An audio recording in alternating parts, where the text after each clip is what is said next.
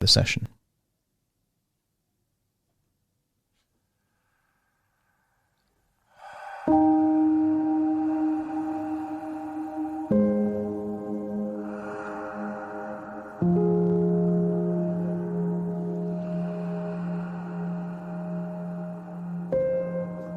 Take a deep breath in, and as you breathe in a resourceful feeling of relaxation, and as you exhale, just get a sense that tension, stress, anxiety is leaving your body in your outward breath. That's it. And notice that with your eyes closed, you can give more of your attention to the sound of my voice. Breathing in that resourceful feeling of relaxation, and as you exhale, just getting a sense that wherever tension is in your body, you can notice that and just decide to let it go, to release that tension now. Notice that your eyelids are getting heavier and heavier, muscles in the neck starting to loose, shoulders relaxing. That's it. And as your physical body relaxes, your mind becomes more active. You know this to be true because in those moments where you've been daydreaming, your body wasn't tense, your body was relaxed. So therefore, as your body relaxes, that daydream state of effortless imagination becomes activated. And I want you to recall a time where you were in nature, but not just any nature. I want you to imagine you were in a place of magnificent nature. Perhaps you can imagine yourself on a beach. This isn't a tropical beach. This is a beach towards perhaps the Arctic Circle. A place of impressive scenery, surroundings, nature in its rawest form. Maybe there's blue skies, the occasional cloud. And I want you to find somewhere on this beach where there's a chair. It doesn't have to be a comfortable chair, it could just be a beach chair, one of those foldable beach chairs. And I want you to imagine that you're about to sit on that foldable beach chair. Position your body. Look out at the ocean. And I want you to notice that somewhere in that ocean is perhaps a fragmented piece of a glacier. Almost like a giant ice sculpture bobbing in the water. Imagine the way that it moves in the ocean, in the sea, is almost hypnotic, moving from left to right. As you focus your attention on that incredible structure of ice there in the water, knowing that like an iceberg, the majority of the mass is under the surface, and what you can see above the surface is just a glimpse of the entire scale of this ice. I want you to get a sense that in the same way that ice in water, the majority is below the surface, the same is true of the conscious and the unconscious mind. Your conscious mind, something you're aware of in the moment, is what is above the surface of the water, and everything else, your fears, your beliefs, your memories, your skills, are all beneath the surface. Everything you've ever experienced is there, locked in your unconscious mind. And there are moments in your life and parts of your life that motivation does not require effort. You don't need to motivate yourself to have breakfast in the morning. You don't need to motivate yourself to tie your shoelaces whenever they're undone. There's certain things that you just do as part of a routine, a habit, because you know that if you didn't do those things, a future version of you would be worse off for it. Like brushing your teeth. If you never brush your teeth ever again, isn't there a future version of you with bleeding gums and missing teeth? And you don't think about the motivation required to brush your teeth because you do it every day. I want you to imagine that you already know how to be motivated. As you look at that ice floating in the ocean, I want you to imagine I'm about to count down from 10 to 1, and with each descending number you will find yourself going 10% deeper and deeper relaxed. And when I arrive at 1 and then 0, you will imagine that you've fallen asleep on that beach chair by the ocean in front of that floating ice in the water. 10, eyelids getting heavier and heavier and releasing that tension now. 9, any muscles in your forehead and your jaw, just become aware of it, and then on that outward breath, release that tension now. 8, as you breathe in through your nose and out through your nose, just notice that those tiny muscles around your nostrils, around your windpipe, all relax now. That's it. 7, neck and shoulders all the way down to your fingers, releasing that tension now. 6, as you breathe in, even your internal organs are relaxing. 5, your heart relaxes, lungs relax, stomach relaxes. That's it. 4, going into your legs, releasing that tension now. 3, all the way down to your toes. 2, and then feel what it would feel like to drift off into a deep sleep there on that beach chair. 2 and then 1, just imagine drifting off into a deep sleep where you activate the power of your imagination now.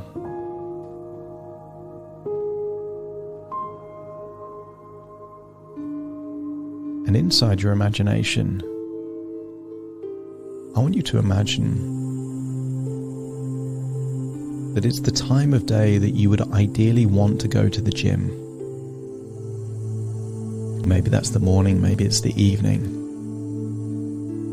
And I want you to think of what you would need to do in order to go to the gym. What clothes do you need to be wearing? What bag do you need to have packed? Do you need a towel? Do you need a water bottle? Whatever you need, imagine it's all there in front of you. And I want you to get a sense that this is the moment where you're thinking about going to the gym. And I want you to realize that you have a choice. Not just going to the gym on this one occasion, but going to the gym ever. I want you to create an image in your mind's eye that even though right now you're dressed for the gym, you have everything you need to go to the gym, I want you to imagine that there is a future version of you where from this point onwards you never ever go to the gym. I want you to imagine that the last time that you went to the gym was the last time you ever went to the gym. And imagine the timeline going forward where you never go to the gym again. In the short term, you just have a bit more time to yourself. In fact, physically, you would notice no differences at all, perhaps for the first few weeks or even few months. Because physical change is both improvement and the opposite, and decline, are gradual. Nobody notices the speed at which a tree grows because it grows incrementally, slowly. If you never went to the gym ever again, you wouldn't notice because it's happening so slowly, but there would be clues. Perhaps getting out of breath when you run for something that you need to get to. Perhaps catching a reflection in a shop window or a car window, seeing that you've got increasing amounts of body fat, that your facial shape is changing. As time goes on, you might notice that you just have less energy. Maybe there's certain clues in your health that you're not as healthy as you have been in the past. But the real difference will be 5 or 10 years from now of never having gone to the gym or in fact done any kind of exercise. Imagine it's 10 years in the future and you've not once exercised in 10 years. I want you to imagine that you are standing in front of a full-length mirror, just wearing swimming trunks or some shorts, and seeing your body shape in front of that full-length mirror. You notice that you're 10 years older, but more importantly, you notice other things as well. Perhaps you could look at yourself in that mirror and find something in your body shape that would give you clues that maybe you're weaker. And if that's true, let me know by nodding your head. Maybe there are clues in that reflection in that mirror that you have less energy, more fatigue. And if that's true, let me know by nodding your head. And maybe there is an insecurity to you. It will be subtle, but there will be clues in your facial expression or your body posture that this version of you that just avoids the gym, hasn't exercised in 10 years. Maybe there's clues that this version of you is shy, insecure, or just uncertain. And if it feels like that might be true, again, let me know by nodding your head. The opposite of strength is fragility. Not just weakness, but not being robust, not being strong. And maybe this version of you that has avoided the gym for such a long time is more delicate, more fragile. But also, that lack of confidence may be a reflection of a different body shape, something that you and only you would deem unappealing. And if you can see things in this body shape, this version of you that hasn't done any exercise for 10 years, looking at you in the reflection of that mirror that you would consider unappealing, let me know by nodding your head. I want you to imagine stepping into that mirror so you become that person. Maybe feeling the excess body fat on your body. Imagine what it would be like to go for just a light jog and feeling that out of breath. Feeling fatigue and low energy. Feeling weak, less capable, that if someone asked you to kind of help carry something heavy like a sofa or heavy bags, you might struggle to do that. And I want you to imagine all the different scenarios in your life that if you had this body and if you lived this way, that would reach you to a point of threshold where you say, enough is enough. I don't want this body shape. I don't want this life. And imagine doing the things required to trigger that point, the point of threshold where enough is enough. I don't want this, and I'll do anything to change it. And when you're at that point that you do anything to change it, that you don't want this future, that you don't want this body, you don't want this weakness, let me know by nodding your head.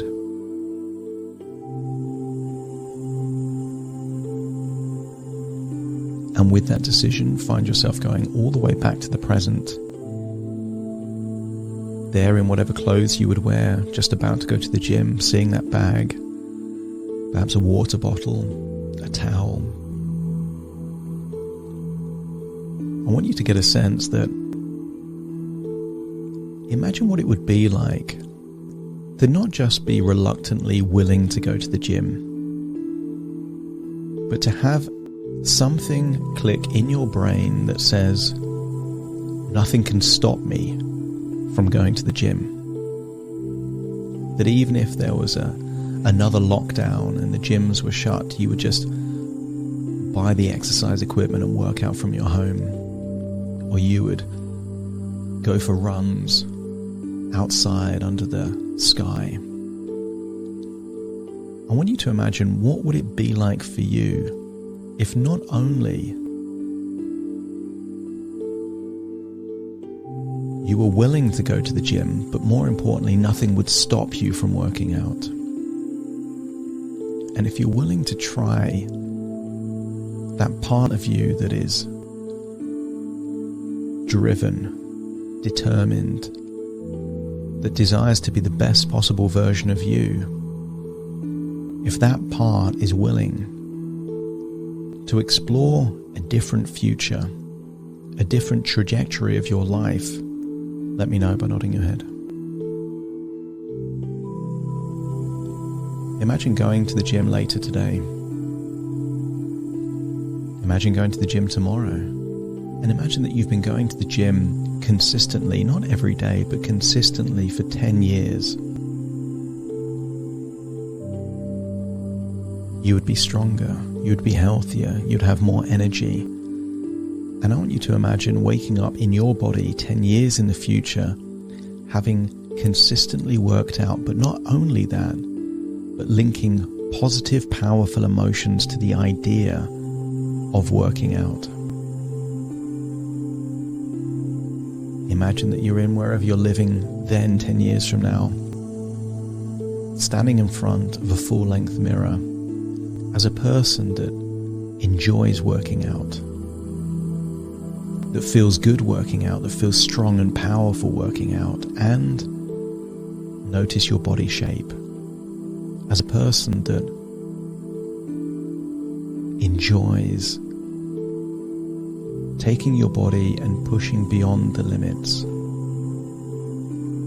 And if you see someone looking back that is strong, let me know by nodding your head. If you deem this person looking back to be more capable, more competent, let me know by nodding your head. Scan your body for where you feel that feeling of being capable, of being competent, of feeling strong. Perhaps as you see yourself, you can see that look in your eyes that this is a more determined version of you, a more powerful version of you. Feel that power inside you. Feel that determination within you. Because to go to a gym consistently means that sometimes you go even when you don't feel like it. Motivation is good, discipline is better. Discipline is doing the thing even when you don't really feel like it, because it gives you those benefits of power and determination. The leaders of the world don't do stuff when they feel like it. They do what's required. And as you unlock that leader within you, that determined, powerful, capable leader within you, you realize that the gym is just a metaphor for evolution, for growth. If you can lift heavy things, you can take on challenging problems. If you have the energy to run on a treadmill, you have the energy to get that schoolwork done, to complete that project, to complete that other goal that you have. It occurs to you that gym is just a metaphor for life. That if you can succeed in the gym, you can succeed in your life. That if you can move beyond comfort zones in the gym, you can move beyond comfort zones in your life. That if you can feel powerful When you see yourself in the reflection doing squats, then you can feel powerful, making important decisions in your life. As you look at yourself in the reflection, this time in a gym, doing those barbell or dumbbell curls, feel that feeling of being capable and competent, and realize that that feeling of being capable and competent doesn't stay in the gym. It goes with you outside of the walls of the gym. So when you do other things, you feel capable and competent too. See yourself in the reflection of that gym mirror, doing shoulder presses, maybe with a barbell, maybe with a dumbbell. And as you see that version of you lifting those heavy weights above your shoulders, heavier than you thought possible, you can't help but feel strong. Because what is strength if it isn't doing something you didn't think you could do, exceeding your own expectations? But it is impossible to exceed your expectations in the gym and then not exceed your expectations in other areas of your life. If you feel powerful in the gym, you're going to feel powerful out of the gym. If you feel capable in the gym, you will feel capable when you leave the gym. If you feel strong in the gym, how can you not feel strong when you leave the gym? Lifting a weight that you didn't think you could do is no different from solving a problem that you thought was impossible. It's no different from achieving a goal that was beyond your reach when you first attempted it. If your unconscious mind now understands that the gym isn't somewhere you go to just feel a bit healthier, to get a little bit stronger. It's a training ground for your mind and your character. As your mind gets stronger, your life gets better. As you feel more powerful in the gym, you become more confident out of the gym. And people respond to that power, that competency, that feeling of being capable, because it affects your non-verbal communication, your facial expressions, your tonality. When you face adversity in real life, you instinctively have this idea that you can handle it. Like anything, it's just about getting that ball rolling. And I want you to make a commitment to yourself that you will get the ball rolling and keep it rolling. That you will push that roundabout of life until it starts moving by itself, and when it starts moving, you will keep it moving. And in doing so, you create not the possibility of a confident, powerful, capable future. It just becomes a self-fulfilling prophecy. What you do in the gym echoes in your life, and if you accept that to be true, let me know by nodding your head. And now it's time to leave the gym and leave the mirror, but take all of these resources with you, the feeling of strength, competency, discipline, determination and power. Take it all with you and find yourself back there on a chair, on a beach, looking up at a floating block of ice there in the ocean, and realize that the future is yours to take. You reap what you sow. The more you do, the more you get. And realize that with these resources, you could choose to have a future of insecurity and fatigue and weakness, or you could choose to have a future of strength and power and competency. And it isn't what you think, it's what you do. And realize that you've unlocked this desire to do even when you don't feel like it. And very soon, I will count from 1 to 10 to awaken you. But first of all, you realize that the mirror, the gym, the beach, the ice are just thoughts within thoughts, ideas within ideas, dreams within dreams, and actually you're listening to my voice firmly in the present. You're back in the present, listening to my voice, and very soon I will count from 1 to 10 to awaken you. Take a deep breath in through your nose and out through your nose. Just wiggle your fingers, wiggle your toes. Realize that you're in your own physical body right now, all parts fully in the present, as I now count from 1 to 10 to awaken you. Starting to count. 1, 2, 3, waking up. 4, 5, 6, more alert. 7, 8, open your eyes, open your eyes. 9, 10, wide awake, wide awake, wide awake.